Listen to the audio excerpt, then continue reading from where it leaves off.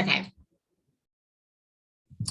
Hi, I'm Scott with the 309 Punk Project, and we're in the middle of our awesome big fundraiser for 2022. So one of the things we wanted to do with the fundraiser was talk to members of the 309 board and introduce them if you don't already know them. So for those of you who go to UWF, we have a familiar face, Britt McGowan. So Britt, why don't you introduce yourself?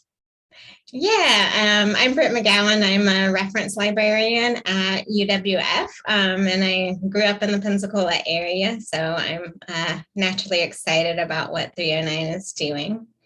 You know, one thing I forgot to mention about you is that tell us about the really cool thing that you created at UWF.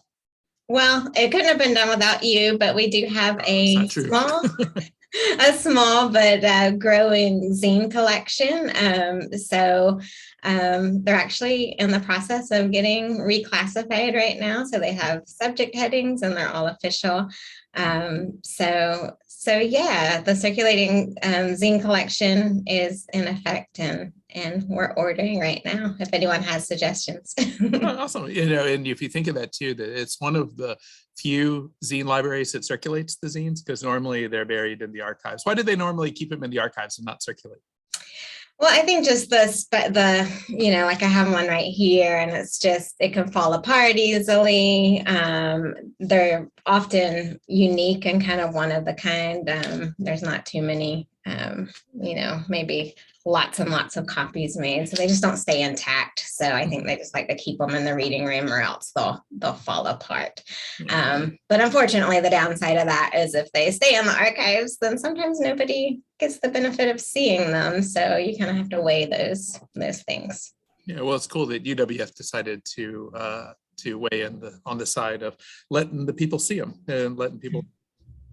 And yeah, a lot with your push to do that. So good job. Thumbs up for me. And so Britt, tell me about your first punk show. So I'm not sure my first punk show. Like, I definitely went to a lot of shows at the Night Owl, but I guess kind of my first exciting thing was Jane's Addiction and Suicidal Tendencies at the Bayfront. Just because I was in middle school, my dad loaded up a bunch of us neighborhood kids, and we went, and it was very exciting. And your dad took you to see Suicidal Tendencies? Yes. So my dad went up to the balcony while we were all like in sort of near the pit area, and came back down at some point to see if we were alive. And then back in the car, when we got back in the car, so it was Suicidal and then Jane's Addiction, and I got in the car and I was like, "What do you think, Dad?" And he said, "I like the first band." So I just thought that was awesome. Like, my dad likes Suicidal Tendencies. Honestly, I could listen to them more than I could Jane's Addiction even back then, but still. Yeah. I still like both, but yeah. No, that's a memorable one. Would you say that was a memorable show? Yeah, definitely memorable. Yeah. So. Okay.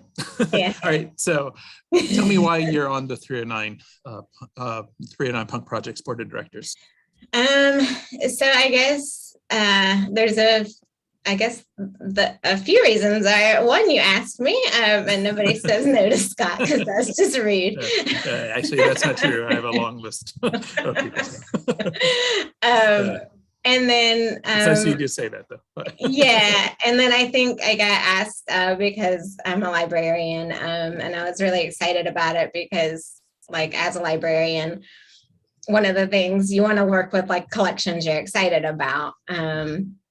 So, sometimes we'll see job postings like beer librarian, and we're like, "Oh, what are we doing with our lives?" So I was excited that, that you have this like treasure trove of collections. Like, I think I just picture all of, punks and grunge people in Pensacola emptying out shoe boxes and sending you, their paraphernalia. So I think that's, it's really exciting to be able to like look back and see, like all the creativity and kind of like that. I guess just the activism that comes with being in a subculture anyway. So.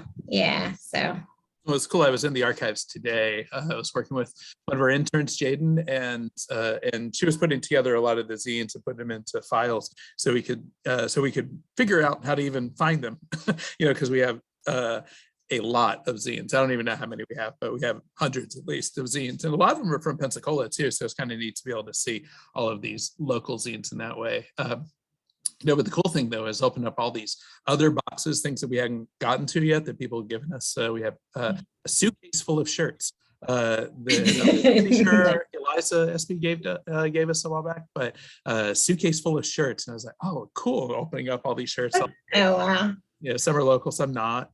But you wonder, what are you going to do with all those shirts? I have a drawer myself of all of these shirts that are from bands, and be like, well, I don't want to get rid of that, but I never. Right, they're like see-through, like they're like disintegrating, but you keep hold of them.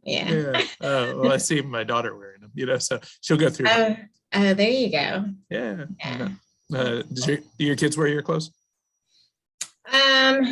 Yeah. Allie definitely wears my clothes. No, not so. I wear Elijah's clothes sometimes. Stop. Yeah. All right, so what do you hope the 309 Punk Project will do in the future?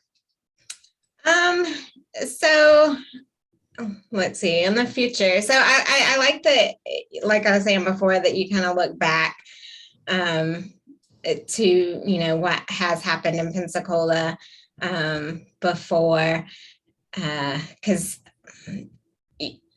I think it's important to kind of remind people who they were and who we were. I mean, I find it kind of easier to maintain that energy like in your teens and 20s, but to kind of remember that and to keep it going. So I like, what we're doing with the Artist in Residence program. So I think that's exciting, and the recording studio. So I think and trying to connect to the youth.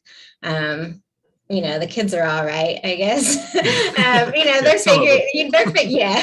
figuring out, but it's nice to get that back and forth energy. So, I mean, I think it would be cool to have more shows in the house and things like that as well. So, that's cool. I look forward to the day when I see somebody's dad hanging out in the balcony. Yeah. Maybe he'll be like, yeah, I like that first. The first band that spit on you. Yeah, that I remember being like, oh, I got spit on.